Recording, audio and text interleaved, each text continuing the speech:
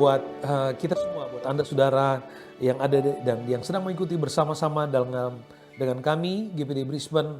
Tuhan Yesus memberkati kita semua, Tuhan Yesus memberkati saudara. Saudara, saya berdoa supaya untuk kesekian kalinya kita ada dalam pelayanan streaming. Tapi saya percaya Tuhan ada di sini, Tuhan Anda bersama dengan Anda. Dan kuasanya di tempat ini adalah kuasanya di tempat Anda. Jawaban Tuhan di tempat ini juga jawaban Tuhan di tempat Anda. Alami kuasa Tuhan. Saudara, kita masih dalam suasana sedang bergumul ya, sedang bergumul, saudara, menghadapi masa-masa sulit ya, ketika dunia diperhadapkan dengan fakta persoalan sosial yang kemudian menggoncang seluruh dunia. Tapi saudaraku yang kasih dalam Tuhan, hari-hari ini adalah hari-hari bagi umat Tuhan untuk belajar bangkit menghidupkan imannya kepada Tuhan. Tidak ada tempat yang terbaik untuk kita pada hari-hari ini untuk hanya kemudian bisa datang kepada Tuhan. Itulah tempat yang terbaik dan jawaban yang terbaik.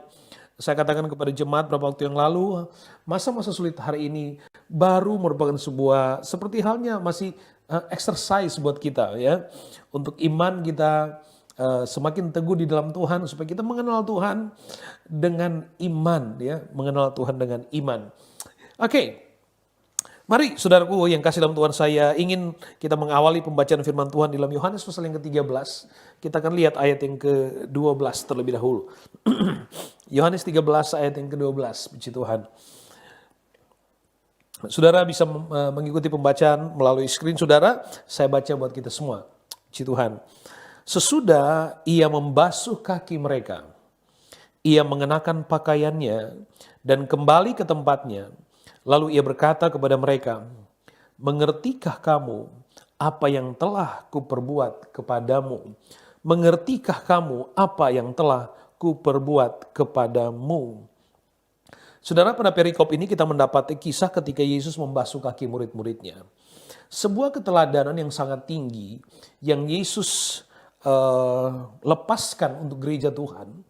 Dia sebagai seorang pemimpin, dia adalah Kristus Tuhan itu sendiri. Dia adalah guru, dia adalah rabai. Tapi kemudian dia melepaskan sebuah keteladanan untuk gereja Tuhan dapat hidup dalam keteladanan itu. Tadi pagi saya bicara di ibadah live di Gold Coast ya, tentang topik ini saudara. Saya bicara tentang kerendahan hati Yesus untuk melayani, mengasihi, dan kemudian betapa pentingnya kehidupan kita dibersihkan oleh Tuhan. Nah, saudara, di dalam banyak hal Yesus berbicara kepada murid-muridnya, kepada orang-orang lain dengan menggunakan perumpamaan. Ya, Yesus mengajar dengan menggunakan perumpamaan. Ya, ada metafor yang Yesus gunakan untuk menjelaskan tentang apa sebenarnya yang dimaksud oleh Tuhan, apa sebenarnya yang ada di hati Tuhan. Dan saudaraku yang kasih dalam Tuhan, ada saatnya juga Yesus mengajar murid melalui tindakan-tindakan nyata yang dia kemudian tunjukkan secara real dalam kehidupan murid-muridnya. Dan saya percaya saudara, kalau kemudian Yesus mengajar murid-murid Tuhan dengan cara yang seperti itu, dengan melalui perumpamaan atau dengan kondisi yang terjadi di sekitar kita, saya ingin berkata kepada saudara bahwa mungkin saja apa yang saudara sedang alami, apa yang sedang kita alami pada hari-hari ini, Tuhan sedang berbicara kepada kita. Cuman kita mungkin belum bisa menangkapnya secara penuh. Tapi hal yang terpenting bagi kita adalah bagaimana kita memahami kerja Allah, memahami kerja Allah. Kira-kira itu yang ingin menjadi hal penting yang ingin saya tekankan buat kita pada hari ini, menjadi topik kita, memahami kerja Allah. Nah, saudara yang kasih dalam Tuhan, Allah bekerja melampaui apa yang dapat kita lihat pada saat ini. Sekali lagi, Allah dapat bekerja melampaui apa yang dapat kita lihat pada saat ini. Saya ingin kita lihat pada ayat yang ke-7 pasal ini. Yohanes pasal 13 ayat yang ke-7, kita langsung pada ayat ini. Alkitab katakan begini, jawab Yesus kepadanya, apa yang kuperbuat engkau tidak tahu sekarang, tetapi engkau akan mengertinya kelak. Apa yang kuperbuat engkau tidak tahu sekarang, tetapi engkau akan mengertinya kelak. Saudara yang kasih dalam Tuhan, Yesus sedang mengajar, Yesus sedang meletakkan satu keputusan Tuhan untuk apa yang akan kemudian terjadi kemudian. Ya, Yesus sedang letakkan itu kepada murid-muridnya pada saat itu, ya, pada saat itu. Nah, sehingga Yesus katakan apa yang Yesus lakukan saat itu mungkin atau tidak dapat sama sekali dapat dipahami oleh murid-muridnya. Tapi Yesus juga mengatakan nanti kemudian engkau dapat memahaminya. Saudara yang kekasih dalam Tuhan, memahami kerja Allah di dalam hidup kita, betapa pentingnya saudara, kita sebagai orang percaya untuk belajar berjalan dalam kepercayaan kita yang penuh kepada Allah. Ya, saya katakan tadi Tuhan bisa berbicara dalam keadaan apapun yang sedang terjadi di sekitar kita. Ya, Tuhan bisa berbicara dengan satu situasi waktu di kehidupan kita yang mungkin saja dengan sengaja seolah-olah mendelay apa yang kita inginkan. Tapi saya ingin bicara itu nanti kemudian pada poin-poin berikutnya. Tapi yang sini saya katakan kepada saudara bahwa Allah bekerja melampaui apa yang dapat kita lihat. Jadi faktanya di dalam hidup kita hari ini, kalau kita percaya bahwa di dalam hidup kita ini ada karya atau Tuhan sedang bekerja di dalam diri kita. Berapa minggu yang lalu saya bicara kalau Tuhan sedang mengerjakan proyeknya. Dan kalau hidup kita ada di dalam tujuan Tuhan, maka aktivitas hidupmu juga adalah proyek Tuhan. Nah, saudaraku yang kasih dalam Tuhan, sehingga apa yang kita alami saat ini, apa yang kita lihat saat ini, saudara, Tuhan sedang ada di dalamnya. Hanya kita mungkin belum mengertinya saat ini. Tapi ada satu kepastian di dalam Tuhan, bahwa ada kepastian bahwa apa yang Allah kerjakan buat kita pada hari ini, sekalipun kita belum bisa mengertinya, melihatnya hari ini, tapi ada satu kepastian bahwa pekerjaan itu pasti akan mendatangkan kebaikan dalam hidup kita. Alkitab katakan Allah turut bekerja dalam segala sesuatu untuk mendatangkan kebaikan dalam hidup kita. Sekali lagi, Allah mungkin sedang berbicara kepada Anda, kepada kita semua dengan apa yang sedang Anda alami hari ini. Apapun kondisinya. Apapun kondisinya.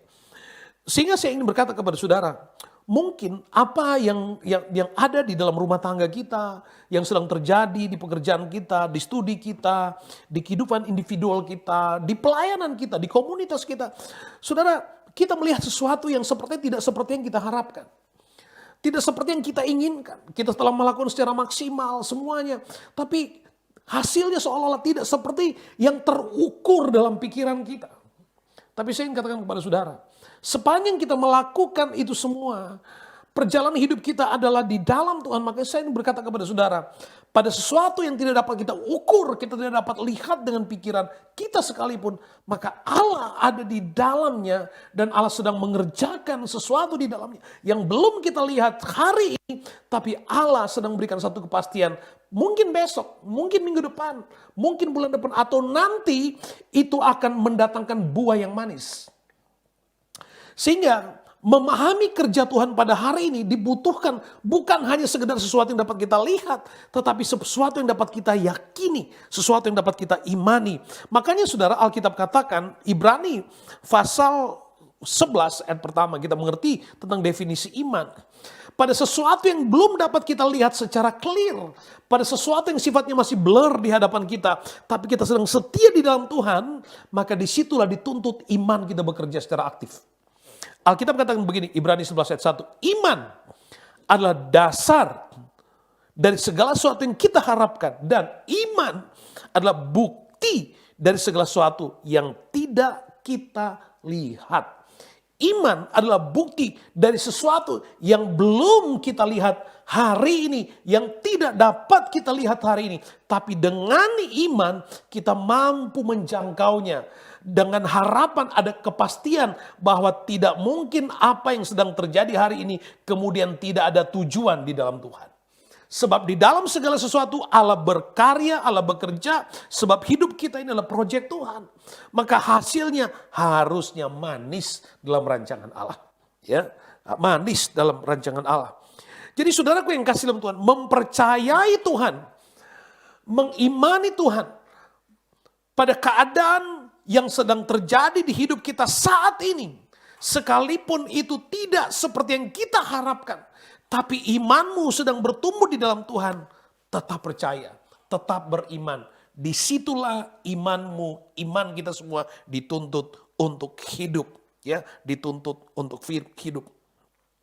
Saudara yang kasih dalam Tuhan, banyak kali saudaraku yang kasih, ada banyak kesaksian ketika kemudian kita nanti kemudian sadar begini, aduh sayang ya, padahal Tuhan sudah bicara tapi saya nggak nangkep, ya gitu. Aduh sayang ya, saya sudah doa tapi firman ayat itu sudah ada di pikiran, di telinga saya, di hati saya, tapi kok saya nggak nangkep gitu. Ada saatnya kita ada pada pengalaman seperti itu, nanti menyesali kemudian. Nah makanya saudaraku yang kasih dalam Tuhan, yang terpenting dalam hidup kita, apapun yang sedang terjadi di hidupmu, sekali lagi imani. Apa yang belum kita lihat, imani. Tuhan ada di dalam semuanya. Ukurannya bukan ukuran kita, ukurannya adalah ukuran Tuhan. Sebab iman adalah melihat dari cara pandang Kristus. Melihat dari cara pandang Kristus. Kita akan, Alkitab Yesus katakan, engkau akan mengertinya kemudian. Engkau akan mengertinya kemudian. Alkitab katakan, itu kalau kita lihat konteks sesuai dengan perikop hari itu, Yesus sedang berbicara tentang kemudian pada akhirnya nanti dia akan ditangkap. Tapi juga saudara, ketika kita berbicara tentang engkau akan mengerti kelak, itu bicara tentang konteks kita hari ini. Ya, ada banyak nubuatan-nubuatan firman Tuhan yang terjadi hari ini, yang sudah jauh sebelumnya disampaikan, dinubuatkan oleh firman Tuhan. Kita sedang hidup di masa yang Tuhan telah nubuatkan sebelumnya. Saya ingin mengatakan itu saudara. Kita sedang ada pada masa sedang menikmati nubuatan sebelumnya. Dan kita harus bersyukur sebab kita hidup pada bukti dari nubuatan itu. Kita harus bersyukur bahwa kita ada pada jawaban dari nubuatan itu. Kita tidak lagi ada pada masa penantian itu, tapi kita sedang hidup menikmati. Alkitab katakan akhir zaman, gereja Tuhan akan mengalami lawatan Tuhan. Roh Kudus akan dicurahkan. Gereja Tuhan akan mengalami manifestasi dari kegerakan Roh Kudus. Dan sekali lagi puji Tuhan, kita hidup di masa nubuatan itu sedang terjadi. Ini yang harus kita tangkap sebagai gereja Tuhan. Memang saudara, tantangan hidup kita hari ini adalah karena manusia hari ini kita hidup di ruang rasional. Kita hidup di ruang pikiran yang ukurannya adalah ukuran berdasarkan logika kita. Yang ukurannya berdasarkan luas pikiran kita, dalam pikiran kita. Manusia hidup pada ruang ini sehingga segala sesuatu yang kita mimpikan, kita ingin melihatnya secara real, kita ingin melihatnya secara nyata hari ini. Ingat, kalau segala sesuatu yang akan terjadi kita bisa melihatnya secara nyata hari ini saudara, maka kita nggak butuh iman karena ukurannya sudah terukur sejak hari ini. Tapi iman itu dihadirkan, iman itu harus hidup kepada sesuatu yang belum kita lihat, belum kita pahami hari ini. Tapi kita imani ada kepastian di dalamnya. Ada kepastian di dalamnya. Dan sekali lagi, Allah banyak kali berbicara dengan cara yang unik seperti itu. Yohanes 13 ayat 8, kata Petrus kepadanya, jika engkau tidak akan membasuh kakiku selama-lamanya, jawab Yesus, jikalau aku tidak membasuh engkau, engkau tidak mendapat bagian dalam aku. Jika aku tidak membasuh engkau, engkau tidak mendapat bagian dalam aku. Betapa pentingnya apa yang Yesus lakukan. Yesus melayani, Yesus mengasihi. Tadi pagi saya bicara di Gold Coast, ibadah pagi di Gold Coast, Yesus memberikan keteladanan melayani. Melayani adalah senjata yang paling ampuh untuk melawan musuh rohani. Melayani adalah kekuatan yang paling kuat untuk kita berhadapan dengan musuh-musuh rohani. Tapi itu pun kita harus bertumbuh kepada karakter lainnya. Melayani kemudian mengasihi. Karena ternyata tidak semua orang yang melayani kemudian mengasihi. Kita harus, Yesus meletakkan keteladanan itu. Yesus mengasihi semua murid-muridnya. Yesus melayani, dia membasuh kaki semua murid-muridnya. Termasuk Yudas yang kemudian mengkhianatinya. Yesus tetap mengasihi Yudas. Keteladanan Yesus letakkan, melayani, kemudian mengasihi. Nah saudara yang kekasih dalam Tuhan, Yesus katakan, Kalau engkau tidak dibasuh, engkau tidak akan mendapat bagian di dalam. Betapa pentingnya saudara, kehidupan kita untuk hidup dalam persekutuan dengan Tuhan. Yesus membasuh kaki murid-muridnya, supaya murid-muridnya tetap mendapat bagian dalam persekutuan dengan pribadi Yesus. Kita pun seperti itu saudara. Kehidupan iman kita pada hari ini jangan terjebak pada ruang waktu kita hari ini. Karena apa yang Tuhan sediakan pada hari esok tidak selamanya berdasarkan apa yang dapat kita lihat dan rasakan hari ini. Makanya saudara, pada ibadah Hope yang lalu saya katakan, saudara, ketika kita mengenal Tuhan, jangan kita mengenal Tuhan hanya berdasarkan pengalaman kita, hanya berdasarkan mujizat yang kita alami, tapi kita harus mengenal Tuhan berdasarkan apa yang Tuhan sediakan buat kita. Itu iman. Kita harus mengenal Tuhan dengan iman. Berdasarkan apa yang Tuhan sediakan di hadapan kita. Dan dalam konteks itu, Tuhan mau gereja Tuhan hidup dalam persekutuan yang murni dengan Tuhan. Menjadi satu dalam persekutuan iman dengan Tuhan. Nah saudara, banyak kali saudara kita nggak paham Tuhan sedang bekerja di hidup kita. Bahkan dalam beberapa kasus ketika dia tidak bisa melihat tangan Tuhan, tidak bisa merasakan, tidak bisa melihat secara nyata, dia mulai menyangkali Tuhan. Karena sekali lagi, karena manusia hidup di ruang rasional tadi. Saudara, kehidupan iman kita melampaui ruang rasional itu. Kehidupan iman kita melampaui itu semua. Kita berharap kepada sesuatu yang belum kita lihat hari ini. Dan itu adalah iman kita kepada Tuhan. Saya katakan tadi, ada saatnya Tuhan seolah-olah mendelay apa yang kita minta. Tapi Tuhan selalu punya alasan yang paling tepat. Kalau Yesus katakan tidak untuk apa yang kita minta, dia punya alasan yang tepat. Kalau Yesus katakan nanti untuk apa yang kita minta kepada Tuhan, dia pun punya alasan yang jauh lebih tepat dari apa yang kita pikir kita inginkan. Itu Tuhan kita. Yang kedua sudah kita lihat, Allah bekerja melampaui apa yang dapat kita pikirkan. Allah bekerja melampaui apa yang dapat kita pikirkan. Kita langsung kepada Kejadian pasal 22 ayat 2. Kejadian 22 ayat 2. Firman-Nya, ambillah anakmu yang tunggal itu yang engkau kasihi, yakni Ishak. Pergilah ke tanah Moria dan persembahkanlah dia di sana sebagai korban bakaran pada salah satu gunung yang akan kukatakan kepadamu. Kita mengerti kisah tentang Abraham dan Ishak. Saudara yang kekasih di dalam Tuhan. Di dalam Kejadian pasal 17 ayat 21 ada perjanjian Tuhan.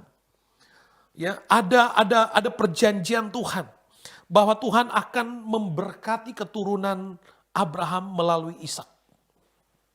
Tetapi kemudian di dalam Kejadian pasal 22 ayat 2 ini saudara, Tuhan minta kepada Abraham untuk mempersembahkan Ishak. Ambillah anakmu yang tunggal yang kau kasihi, yakni Ishak, pergilah ke tanah Moria, persembahkanlah dia di sana sebagai korban bakaran. Saudara, seolah-olah firman tidak konsisten dengan apa yang sebelumnya dijanjikan. Pada kisah ini kita melihat seolah-olah apa yang Tuhan mau di hidup kita, apa yang Tuhan perintahkan tidak konsisten dengan apa yang sebelumnya ia janjikan. Dia janjikan sebelumnya Ishak akan menjadi anak perjanjian. Tapi pada waktu itu kemudian justru Ishak kemudian ia minta dipersembahkan kepada Tuhan. Tapi sekali lagi saudara, ada keteladanan yang luar biasa. Sebab Allah bekerja melampaui apa yang dapat kita pikirkan. Dan Abraham dia mengenal Tuhan dengan imannya. Sekalipun tidak ada konsistensi seolah-olah pikiran terbatas manusianya. Tapi dia tetap taat kepada Tuhan. Sebab cara kerja Allah tidak hanya diukur dari ukuran sistemnya itu tadi. Cara kerja Allah tidak diukur dari sistemnya tadi. Konsistensinya tadi. Tidak saudara. Tapi cara kerja Allah melampaui itu semua untuk apa? Untuk menghidupkan iman kita. Dan Abraham menghidupkan imannya. Pada kondisi ketika dia tidak melihat konsistensi justru. Tapi justru dia memilih untuk tetap taat. Justru bukan meninggalkan Tuhan. Berapa banyak orang yang mengabaikan bahkan meninggalkan Tuhan hanya karena itu. Dia tidak dapat melihat solusi dari tidak ada konsistensinya di situ. Ayat pasal 17 Tuhan janjikan, Tuhan berkati Ishak. Pasal 22 Tuhan minta Ishak mati dikorbankan. Dikorbankan di atas mezbah. Pikiran manusia itu terbatas untuk memahami kerja Allah yang melampaui pikiran kita. Tapi sekali lagi, disitulah dibutuhkan iman untuk melampaui pikiran kita.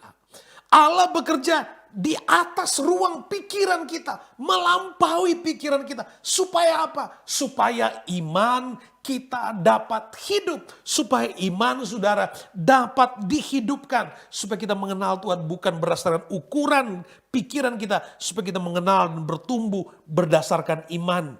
Iman adalah bukti kita percaya apa yang Tuhan akan lakukan sekalipun kita belum melihat dasarnya saat ini. Itu iman. Itu iman. Dan bagian yang lain saudaraku yang kasih dalam Tuhan.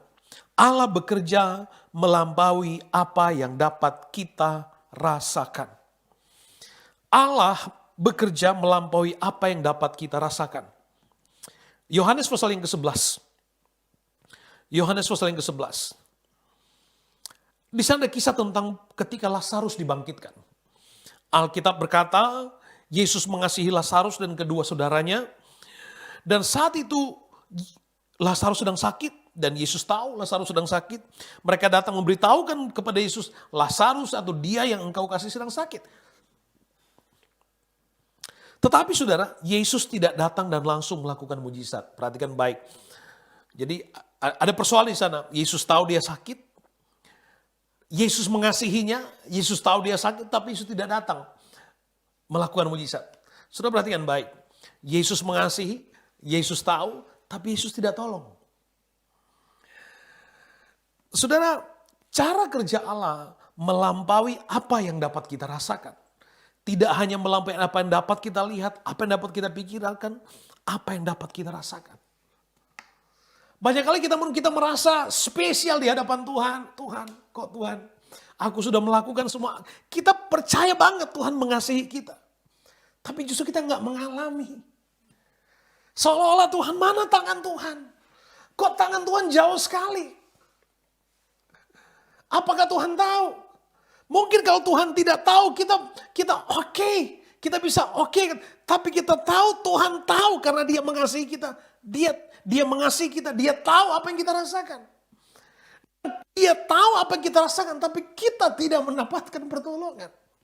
Itu yang terjadi dengan Lazarus. Itu yang terjadi dengan Maria, Marta, dan Lazarus. Lalu kemudian saudaraku yang kekasih di dalam Tuhan, ayat yang keempat, Yohanes 11. Ketika Yesus mendengar kabar itu, ia berkata, penyakit itu tidak akan membawa kematian tetapi akan menyatakan kemuliaan Allah. Sebab oleh penyakit itu anak Allah akan dimuliakan. Yesus memang mengasihi Marta dan kakaknya dan Lazarus. Saudara perhatikan baik. Yesus katakan begini. Begitu kabar datang bahwa Lazarus sedang sakit, perhatikan baik. Di tempat di mana Lazarus dan keluarganya tinggal, ada acara duka. Orang sedang menangisi Lazarus. Marta dan Maria juga sedang menangisi Lazarus saat itu. Ingat, Lazarus telah mati. Yesus tahu, Yesus mengasihi, Yesus tahu, tapi tidak langsung datang melakukan mujizat. Yesus katakan begini, penyakit itu tidak akan membawa kematian, tetapi akan menyatakan kemuliaan Allah. Saudara, gak mudah ikut Tuhan dengan pengalaman seperti ini. Dari perspektif Tuhan, iya ada janji kemuliaan Tuhan. Tapi mereka yang ada di rumah duka, mereka belum tahu itu. Bahkan Lazarus yang ada dalam kematian pun, dia gak ngerti itu. Saudara yang kekasih dalam Tuhan, dalam pelayanan, dalam pengiringan kita kepada Tuhan, ada banyak hal yang kita gak bisa ngerti hari ini. Sekalipun kita merasa kita dikasihi oleh Tuhan. Bukan Tuhan tidak baik, bukan. Tapi Tuhan memilih kita, Tuhan memilih apa yang kita rasakan. Justru untuk mempermuliakan Tuhan. Tapi menanti itu ada sesuatu yang berat, sesuatu yang Memahami sesuatu yang gak bisa kita lihat adalah sesuatu yang berat. Memahami sesuatu yang tidak bisa kita pikir itu pun sesuatu yang berat. Memahami sesuatu yang tidak dapat kita rasakan sesuatu yang berat. Tapi sekali lagi, disitulah iman kita harus diaktifkan.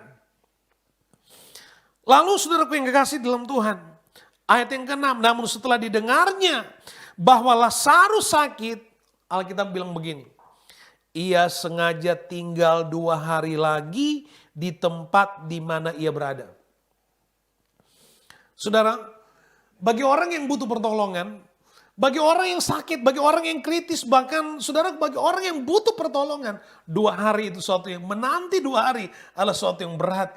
Orang yang sakit ukuran waktu 5 menit aja saudara, orang yang sakit 5 menit aja menunggu itu berat sekali. Orang yang sakit yang butuh pertolongan menunggu 1 jam itu berat sekali. Orang yang sedang kritis bukan hanya orang yang butuhkan pertolongan. Mereka yang melihat orang yang kritis itu pun butuh. Itu gak mudah saudara. Tapi Yesus, Alkitab katakan begini. Yesus menunda 2 hari baru datang. Dan Yesus bilang itu penyakit yang kamu pikir kematian, bagiku itu bukan kematian. Sebab justru itu akan mendatangkan kemuliaan bagi Tuhan. Cara kerja Allah adalah melampaui apa yang dapat kita rasakan. Makanya saya ingin berkata kepada saudara, dalam banyak hal di dalam kehidupan iman kita kepada Tuhan.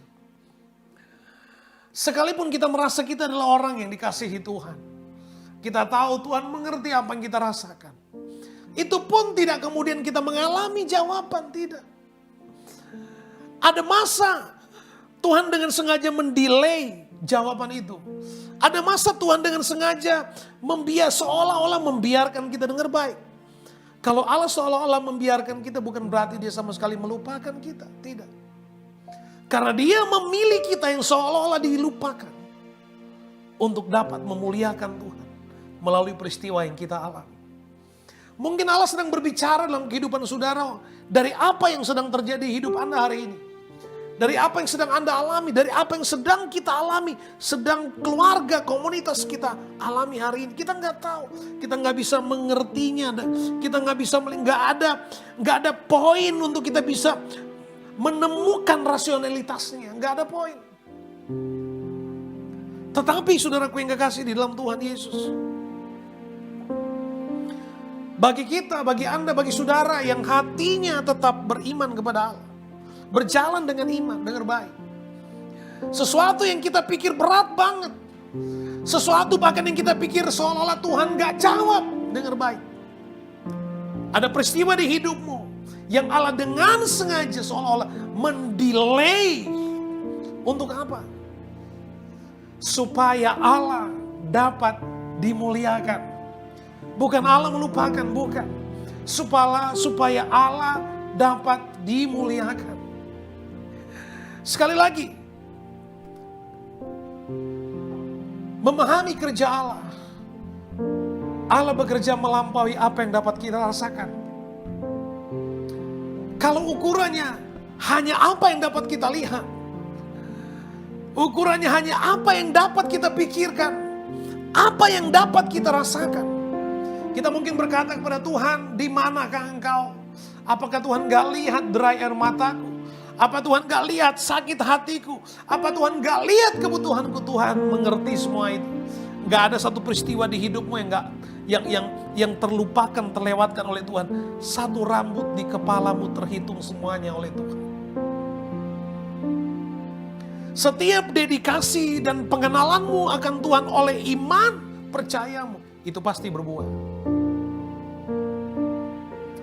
Kita harus dihidupkan oleh Tuhan melalui peristiwa-peristiwa seperti ini untuk supaya kita dapat menikmati makna dari iman. So kita belajar menghargai Tuhan. Tuhan sedang bicara kepada Anda, kepada kita semua. Tuhan sedang bicara melalui peristiwa yang sedang Anda alami hari ini. Saya tidak tahu apa yang sedang Anda alami. Tapi Tuhan sedang berbicara, Tuhan ada di sana. Tuhan ada di peristiwa hidupmu. Tuhan sedang berbicara di situ. Tuhan sedang bicara di situ. Cara terbaik untuk memahami kerja Allah di hidup kita adalah menghidupkan iman kita, mengenal Tuhan melalui iman percaya kita. Mungkin Anda berkata berat sekali, tapi itulah Tuhan. Itulah Tuhan. Tuhan sedang mengerjakan dengan sempurna gambar kita. Dan ukurannya adalah ukuran sorga, bukan ukuran kita. Ukurannya adalah ukuran sorga. Kalau Tuhan seolah-olah kita berkata, Tuhan, berapa lama lagi Tuhan? Tapi hari ini mari kita sepakat. Tidak ada cara terbaik untuk memahami kerja Allah selain kita menghidupkan iman kita. Yesus berkata, apa yang aku lakukan hari ini, engkau tidak mengerti, engkau tidak tahu, tapi kelak engkau akan tahu. Apa yang sedang terjadi di hidupmu, Yesus ada di dalamnya, kita nggak tahu, Anda nggak tahu. Tapi ketika dan sepanjang Anda menjaga hati dan iman, kelak nanti kita ngerti. Kehidupan saya pribadi, saya belajar mengenal Tuhan dengan iman. Dan ukurannya bukan terbatas pada apa yang dapat saya lihat, pikirkan, dan rasakan. Sebab saya percaya bahwa Tuhan bekerja melampaui semua itu. Supaya iman saya dapat bertumbuh. Supaya iman saya gak bergantung dari apa yang saya lihat, yang saya pikirkan, dan saya rasakan. Saya bergantung kepada kuasa yang tidak dapat saya lihat, pikirkan, dan rasakan. Yaitu kepastian di dalam Tuhan Yesus Kristus. Saudara, mari kita mengangkat hati kita, mengimani Tuhan dalam hidup kita. Aktifkan iman kita kepada Tuhan. Apapun yang terjadi di hidup kita, ingat sekali lagi, kalau Anda sedang setia di dalam Tuhan, karyamu adalah kerja Allah. Jika karyamu itu tidak seperti yang engkau inginkan, itu tetap proyek Allah. Dan kalau itu adalah proyek Allah, maka Allah ada di dalamnya. Dan jika Allah ada di dalamnya, maka Allah sedang mengerjakan sesuatu yang belum mungkin Anda tahu hari ini. Tapi nanti kelak kita akan mengertinya. Haleluya.